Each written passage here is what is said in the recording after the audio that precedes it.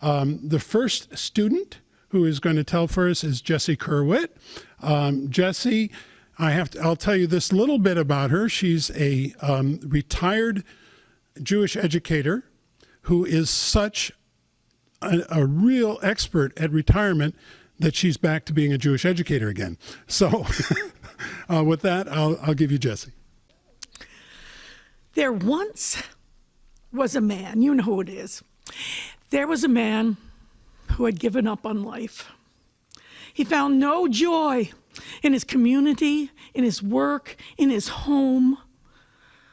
And he decided he wanted to go to paradise. He was done. He prayed to God, God, please, please show me the way to paradise. And God answered and said, are you sure you really want to go? And the man said, yes, with all my heart, I want to go to paradise.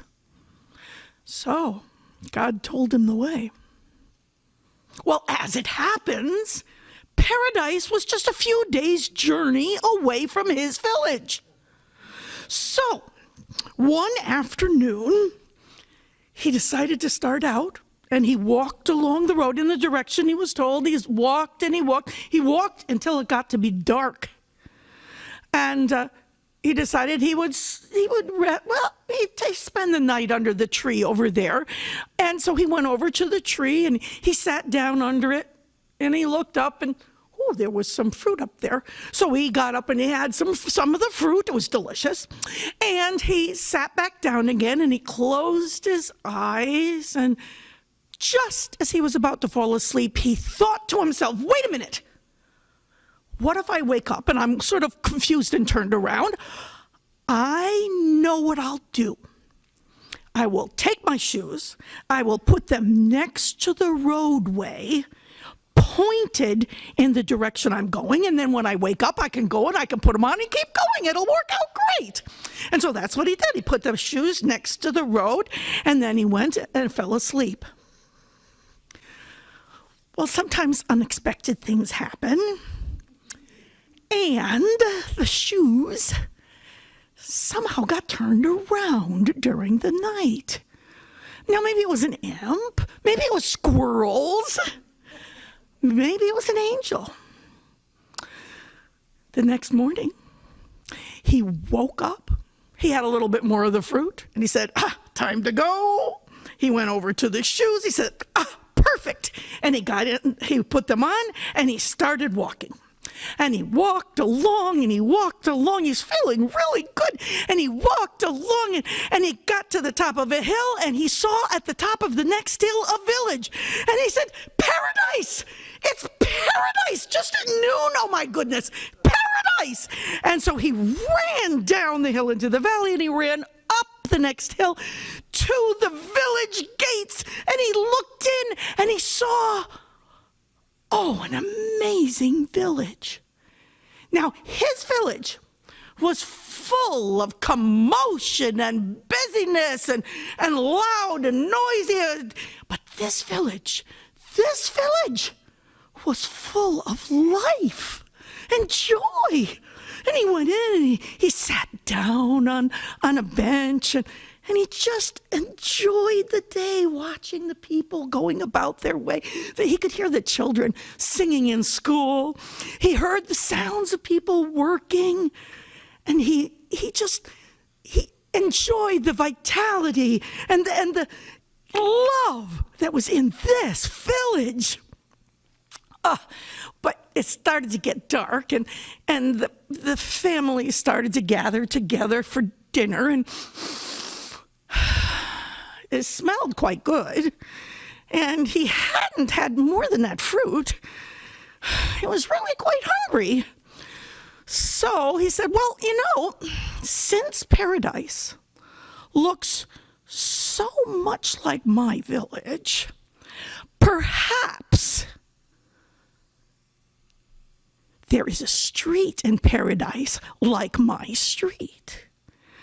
And he got up and he went to where he thought it might be, and there it was. So he stood at the end of the street and he said, well, if there is a street like my street, maybe there is a house like my house. And he walked down the street, and where he thought it would be, there it was. So he was so excited. He said, "Here it is." And a woman came out the door. She resembled his wife quite a bit. And she said, "Time to come in for dinner." And she called him by name and everything. And he said, "Oh my goodness, they know my name in paradise, and they have a place set for me. This is wonderful." And he went inside and he sat down, and this house was nothing like his house. His house, crowd full of commotion and noise. This house was warm and cozy and full of love. And he sat down, he had some of the soup. His wife made this kind of soup, but this was amazing soup. It was the best soup he had ever had. And when he was finished, he was tired. And so he thought a minute, and he looked over towards the stairs in the corner, and he said, And he went up the stairs, and there was a bedroom just where he thought it would be. So he lay down, and he went to sleep. And he slept all night. He didn't even have to go to the bathroom. And in the morning, he woke up, and he knew he had had the best night's sleep he had ever had in his whole life. And he felt so good. And he got up and he stretched. And then he heard the woman calling up the stairs saying, "Come on, come get breakfast so you can get to work." And he thought, "Work? This is paradise. Why do you have to work in paradise?" But then he thought, well, paradise has to keep running too. Things have to move along, and I guess there's some maintenance work to be done in paradise. Oh, okay. He went downstairs. Oh, the eggs that she made, this woman, they were so good. And she handed him his tools, and he went off to work. Well, his job was so dull and tedious. But this work that he did, it was so meaningful and worthwhile. He felt really good at the end of the day. And he went home, and there was some more of that amazing soup. And it was absolutely the most wonderful thing. And the same thing happened the next day. And he thought, wow, this is paradise. And till the day he died, you could not convince that man that he wasn't in paradise. He knew it. And every day was more wonderful and more full of joy and meaning. Now, people look for the way to heaven, and they think of heaven as someplace far away. But what if heaven weren't far away? What if all it took was turning your shoes around and looking at things from a different direction? Thank you.